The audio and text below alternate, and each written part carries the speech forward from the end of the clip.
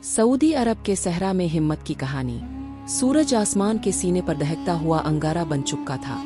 इसकी किरणें सहरा की सुनहरी रेत पर छुरियों की तरह कतती थीं। दूर दूर तक निगाह दाने पर रेत के बुलंद बाला टीले दिखाई देते थे, जो हुआ के नर्म एंकों से लम्हा बा लम्हा अपनी सूरतें बदलते थे। ऐसा लगता था जैसे सहरा खुद एक जिंदा मखलूक हो, जो हर पिल अपने वजूद में नई रूह फूंक रहा हो।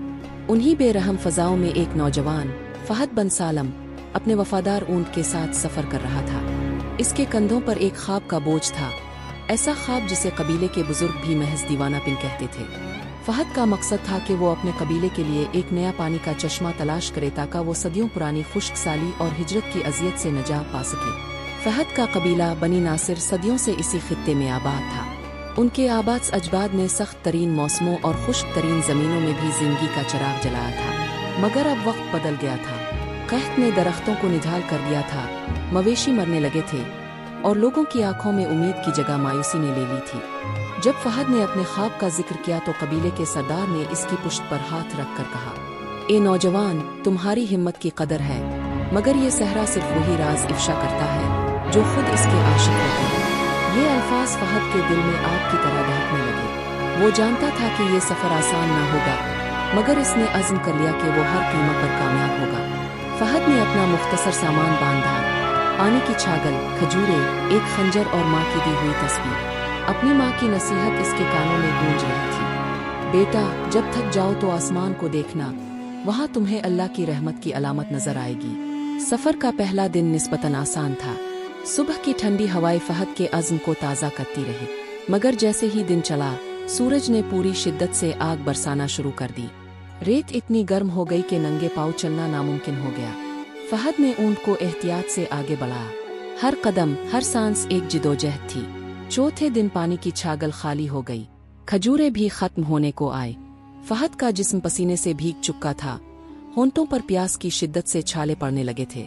कई मर्तबा वो रेत पर बैठ गया और दिल में आया कि बस अब लूट जाए, मगर फिर वो अपनी माँ की दुआओं को याद करता, अपने कबीले की भूखी आंखों को तसव्वुर में लाता और दोबारा खड़ा हो जाता।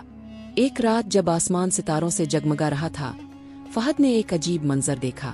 दूर एक तरफ जमीन पर हल्की सी सब्ज रोशनी झलक रही थी।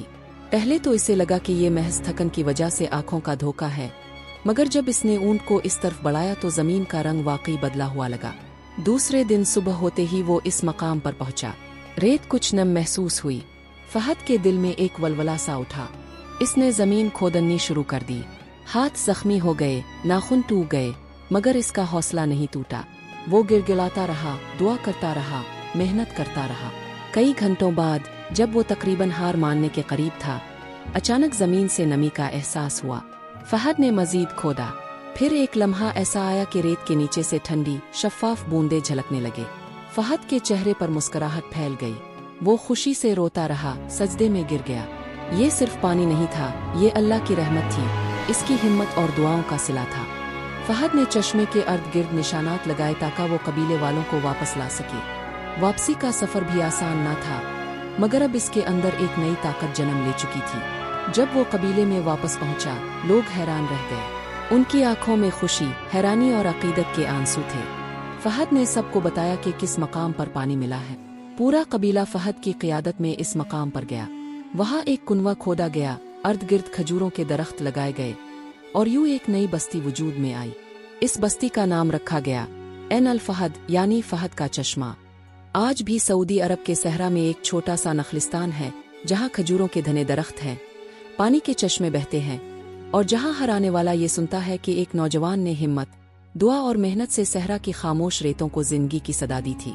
ये कहानी आज भी सहराओं में माँ अपने बच्चों को सुनाती है और हर नौजवान को सिखाती है कि जो दिल से मेहनत करे, रब इसके लिए नामुमकिन को मुमकिन बना देता। हमारी वीडियो को लाइक और चैनल को सब्सक्राइब जरूर करे और बेल आइकन को ऑन करे ताकि तमाम वीडियो का नोटिफिकेशन बर वक्त आपको मिलता रहे।